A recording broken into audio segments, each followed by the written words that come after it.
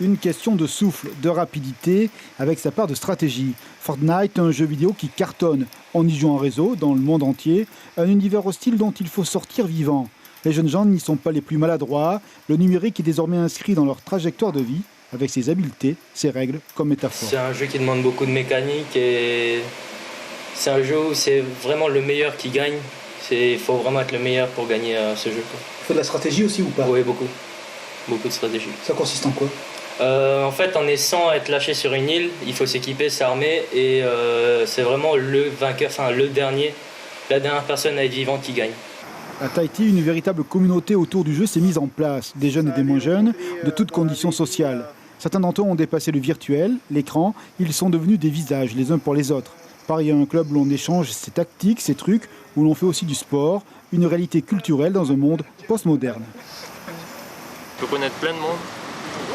Tu as appris à connaître beaucoup de personnes grâce au jeu? Combien de personnes tu as connues grâce au jeu? Des centaines? On va dire une trentaine. Et on m'a dit qu'il y avait plus de 3000 personnes. Oui. C'est énorme, non? Oui, carrément. Ça te surprend ou pas?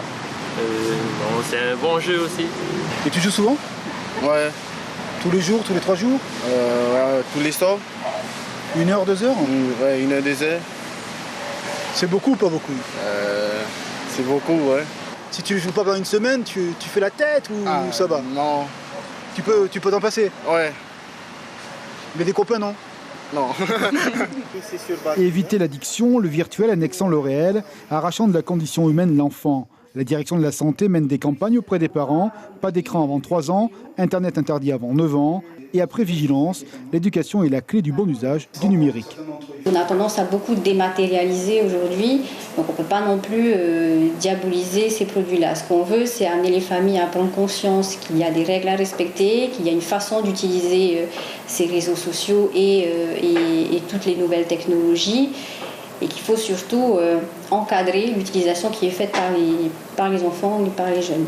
Fortnite, Tahiti, c'est plus de 3400 fans. Derrière cette plateforme, Dai Smith, un étudiant en sciences de l'éducation, l'humain a guidé son projet. Il connaît personnellement bien des joueurs, il les a vus évoluer, gagner en estime de soi. Le numérique peut être un excellent outil de pédagogie. Tu peux être opposé à un problème et ne pas partager le même avis que la personne avec qui tu as joué. Et donc des fois, voilà, il faut savoir communiquer, échanger. Le numérique, c'est ça. Donc ça fait grandir, quoi. Ça peut faire grandir. Ça peut faire grandir, oui, c'est bien ça. À condition de ne pas en abuser. Abuser, c'est un mot utilisable pour tout, on va dire. Hein, mais à condition que ce soit encadré. À fond les manettes, non. Attention, danger. Tout est question de dosage. La vie doit toujours dépasser le numérique. Onirique.